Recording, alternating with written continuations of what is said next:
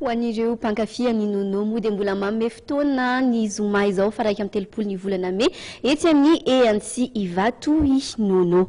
Ho faranantsika kosa ny vaovao ao anatin'ny hetsika izay mbola isany misongadina amin'izao fotoana izao nanomboka ny talata faha 20 ny volana May lasa teo ary moa ary mbola hitoy ao anatin'ny 7 andro manaraka ny hetsika Expo iraniana izay tanterahana etsy amin'ny Conquête Tanimena teo aloha. Nosirakotin'ireny sy Mamy Rasoanaivo. Aritra 20 andro ny hetsika Expo iranienne izay karakaraina etsy an-Tanimena ao amin'ny Conquête teo aloha. Natomboka ny talata faha 20 ny volana May lasa teo ny hetsika ka izany dia tsy farana raha tsy ny faha 15 ny volana Jiona.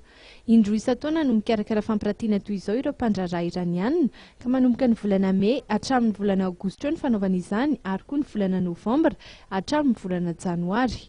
Afaka amin'ny exposition iranienne eto izany izay manao prolongation na valable raha ohatra ka hoe eto izao izay manao hoe 21 jusqu'à 15 dia mety hoe prolongena ilay izy jusqu'à 30 juillet. Izay zao no tena mampiavaka eto satria ny eto Antananarivo izany mahazo tombony kokoa noho ny any amin'ny province.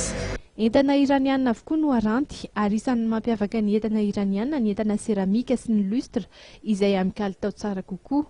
Ankoatry ny eto Madagasikara dia isan'ny mandalo any amin'ny firenena afrikana hafa ihany koa ireo mpandraharaha iraniana mitondra ny Expo iraniana ka isan'izany ny ao Niger, Mali, Tchad, Burkina Faso sy ny sisa maro hafa. Mbola afaka manararaotra hatramin'ny tapaky ny volana Jiona izao araka izany ireo izay mikasa ny hividy entana toy ny kojakojan-dakozia isan-karazany na ihany koa ny haingo ao an-tokantrano. Dia tao anatin'izay sary fanadihadiana iray izay ihany koa moa no manakatona ny vaovaontsika tompoko lahy sy tompoko vavy mankasitraka anao nanaraka izany hatramin'ny farany mbola manome fotoana anao rampitso amin'ny valoratra any moa ny tenako anatin'ny fampahalam-baovao faharoa amin'ny teny malagasy eto amin'ny fahitalavitra IMA TV. Mirary alina finaritra ato.